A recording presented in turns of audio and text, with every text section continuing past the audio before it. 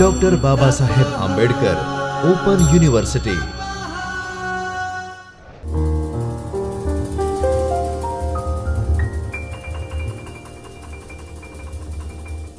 नमस्कार विद्यार्थी मित्रों, एक बार पुनः आप सबका स्वागत है।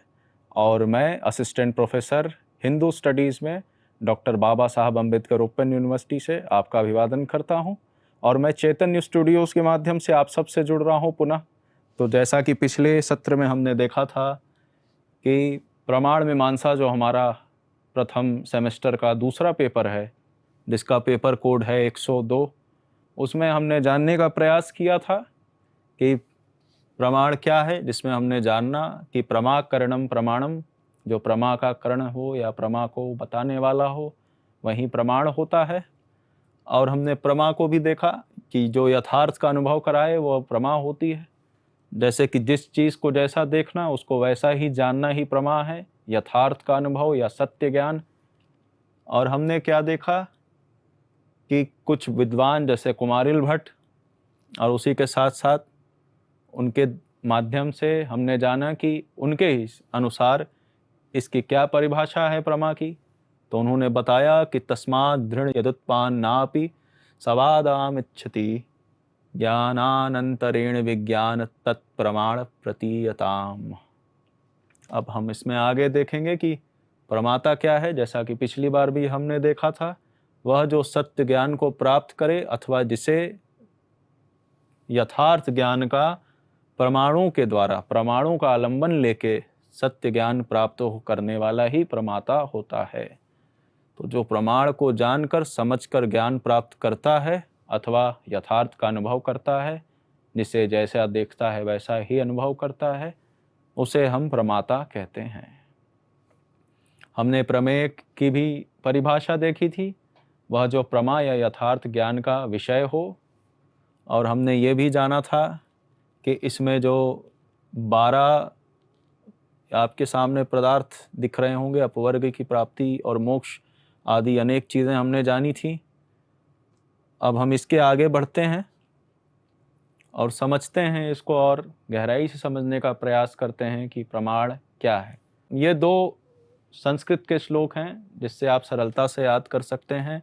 कारण दोषा बाधा बाधक ज्ञान रहितम अग्रहित ग्राह्य ज्ञानम प्रमाणम प्रमाकरणम प्रमाणम। तो जो प्रमा का करण या साधन हो वही प्रमाण है। अब ये न्याय दर्शन में यथार्थ अनुभव को प्रमा तथा उसके करण को प्रमाण माना गया है। तो न्याय दर्शन में यथार्थ का जो अनुभव कराए वो प्रमा है, तथा उसके करण को जो बताए वो प्रमाण होता है। अब वात्स्यायन के अनुसार उपलब्धि अर्थात ज्ञान अथवा प्रमा के साधन को प्रमाण कहते हैं। तो महर्षि एक वात्स्यायन हुए हमारे जगत, संस्कृत जगत में। उन्होंने क्या बताया कि वात्स्यायन के अनुसार उपलब्धि अर्थात ज्ञान अथवा प्रमा के साधन को ही प्रमाण कहते हैं। अब इसमें और भी विद्वानों के मत हम देखेंगे, जैसे वाचस्पति मिश्र।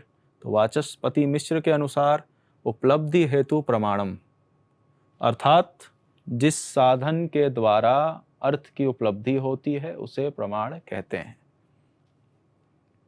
तो ये प्रमाण को हमने समझाने का प्रयास किया है और बेहतर ढंग से। अब प्रमाकरणम प्रमाणम, प्रमा का करण या साधन ही प्रमाण है। और न्याय दर्शन में हमने ये बता ही दिया कि यथार्थ अनुभव को प्रमा तथा उसके करण को प्रमाण कहा जाता है या माना जाता है। अब आइए इसमें आगे देखते हैं क्या है। तो प्रमाण यानी अंग्रेजी में आप देख रहे होंगे, यहाँ लिखा है हमने सहूलियत के लिए, सोर्सेस ऑफ नॉलेज, यानी ज्ञान के जो स्रोत हैं, सोर्स हैं। तो प्रमाता या ज्ञाता को प्रमेय या विषय के संबंध में ज्ञान प्राप्त करने के लिए कुछ साधनों की आवश्यकता होती है। तो जो प्रमाता होता है या जो ज्ञाता होता है, यानी विषय को जानने वाला, समझने वाला, यथार्थ का अनुभव करने वाला प्रमाता जो होता है, उसे कुछ प्रमेय या साधनों की आवश्यकता होती है कि वो सत्य ज्ञान का अनुभव कर पाए। तो इन्हीं साधनों को भारतीय तर्कशास्त्र में प्रमाण कहा जाता है। तो प्रमाता यानी विषय को जानने वाला या जो ज्ञाता होता है, उसे प्रमेय का आलंबन लेना होता है प्रमाण को समझने के लिए। तो इन्हीं साधनों को भारतीय तर्कशास्त्र में क्या कहा गया? प्रमाण कहा गया।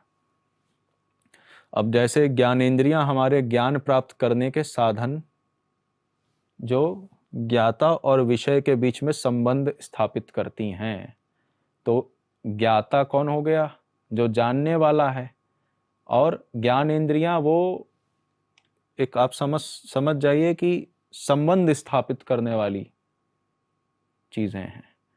तो जो ज्ञानेंद्रियां हमारे ज्ञान प्राप्त करने के साधन, यानी ज्ञाता और जानने योग्य जो विषय है, उसके बीच में जो एक संपर्क स्थापित करे या संबंध स्थापित करे, वही क्या होता है? प्रमाण। अब इसमें आगे देखिए, विषय और ज्ञाता के बीच संबंध स्थापित कराने वाला प्रमाण कहलाता है। अब विद्वानों ने प्रमाण को परिभाषित करते हुए कहा है कि जो प्रमा का कारण हो वही प्रमाण कहलाता है। यहाँ कारण है, ये करण होगा या कारण, इसको जैसे समझिए। इस परिभाषा में दो शब्द हैं, प्रमा तथा कारण। तो जहाँ प्रमा यथार्थ ज्ञान है, वहीं किसी कार्य के नियत पूर्ववर्ती को ही कारण कहा जाता है। अब आपने यहाँ क्या देखा कि जो प्रमा का कारण हो वही प्रमाण कहलाता है। तो इस परिभाषा में दो शब्द प्रमुख रूप से मिलते हैं, वो है प्रमा और दूसरा कारण। तो जहाँ प्रमाण यथार्थ ज्ञान है, वहीं किसी कार्य के नियत पूर्ववर्ती को ही कारण कहा गया है। आप प्रमा को यथार्थ ज्ञान समझिए और जो कारण है उसे किसी कार्य के लिए नियत पूर्ववर्ती समझना, ऐसा श्रेयस्कर होगा। तो यही हो गई विद्वानों के द्वारा प्रमाण की परिभाषा। अब आइए इसमें और भी कुछ समझने का हम प्रयास करते हैं।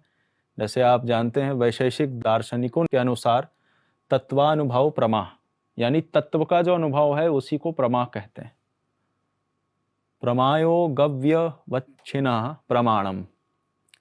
तत्वानुभव प्रमा एवं जो उस प्रमा के आयोग संबंधाभाव से व्यवच्छिन्न हो, वह प्रमाण कहलाता है। अब इसमें देखिए, जयंत भट्ट के अनुसार संशय और विपर्यय, ये दो शब्द आते हैं। तो ये भिन्न अर्थ विषयक ज्ञान को उत्पन्न कराने वाले कारण समूह होते हैं। ठीक है। अब इसमें आप फिर से एक बार, जयंत भट्ट के अनुसार संशय और विपर्यय से भिन्न अर्थ विषयक ज्ञान को उत्पन्न करने वाला कारण समूह ही प्रमाण है। यह जयंत भट्ट के अनुसार है। ठीक। अब इसमें देखिए, जैन दार्शनिक समंत भद्र आ गए, ये दूसरे हैं। यहाँ पे हमने देखा जयंत भट्ट को, अब हम देख रहे हैं समंत भद्र को। तो समंत भद्र जो जैन दार्शनिक हुए, उनके अनुसार समग्र वस्तु को अखंड रूप से जानने वाला ज्ञान ही प्रमाण है। जो तत्व ज्ञान प्रमाण ते युगपत सर्वभासकम, ये उन्होंने बताया। ठीक है। तो ये प्रमाण की परिभाषा है अलग अलग दार्शनिकों के अनुसार। अभी आपने देखा था यहाँ पे जयंत भट्ट के अनुसार, अब आप देख रहे हैं समंत भद्र के अनुसार। अब ये देखिए धर्म कीर्ति, एक और विद्वान, एक और दार्शनिक। तो धर्म कीर्ति के अनुसार अविदित अर्थ का ज्ञान कराने वाला जो स्पष्ट ना हो, अविदित अर्थ का ज्ञान कराने वाला सम्यक तथा अविसवादक ज्ञान ही प्रमाण है। ठीक है। भट्ट मीमांसकों ने चार विशेषताओं से युक्त ज्ञान को प्रमा तथा इनके साधन को प्रमाण कहा है। तो वो चार विशेषताएं क्या हैं? नवीनता, दृढ़ता, कारण दोष से रहित होना, बाधक ज्ञान से रहित होना। ये चार उन्होंने बताया भट्ट मीमांसकों ने। क्या क्या बताया भट्ट मीमांसकों ने? चार विशेषताएं से युक्त ज्ञान, वो है पहला नवीनता, दूसरा दृढ़ता, तीसरा कारण दोष से रहित होना, और चौथा है बाधक ज्ञान से रहित होना। आज के लेक्चर में हमने देखा अलग अलग विद्वानों के अनुसार प्रमाण की क्या परिभाषा है।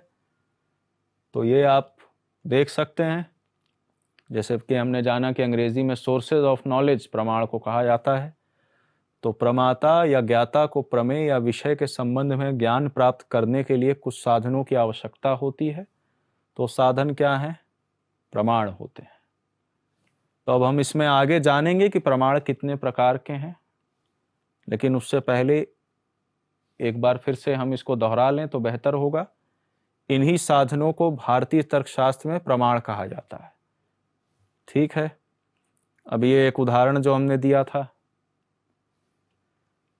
अब विषय और ज्ञाता के बीच संबंध स्थापित कराने वाला प्रमाण होता है। ठीक, अब आप ये विद्वानों की परिभाषा को देख रहे हैं, अलग अलग दार्शनिकों ने जो दिया है, जो प्रमा का कारण हो वही प्रमाण कहलाता है। इस परिभाषा में दो शब्द हैं, प्रमा तथा कारण। अब यहाँ प्रमा यथार्थ ज्ञान है और जो कारण है वो किसी कार्य के नियत पूर्ववर्ती को कारण बताया गया। अब ये कुछ विद्वानों के आपको, जैसे जयंत भट्ट के अनुसार परिभाषा प्रमाण की क्या है, उसके बाद धर्म कीर्ति के अनुसार हमने देखी। अब हम अगले सत्र में मिलेंगे और आगे की चीज़ों को जानेंगे। तब तक के लिए नमस्कार एवं धन्यवाद। स्वाध्यायः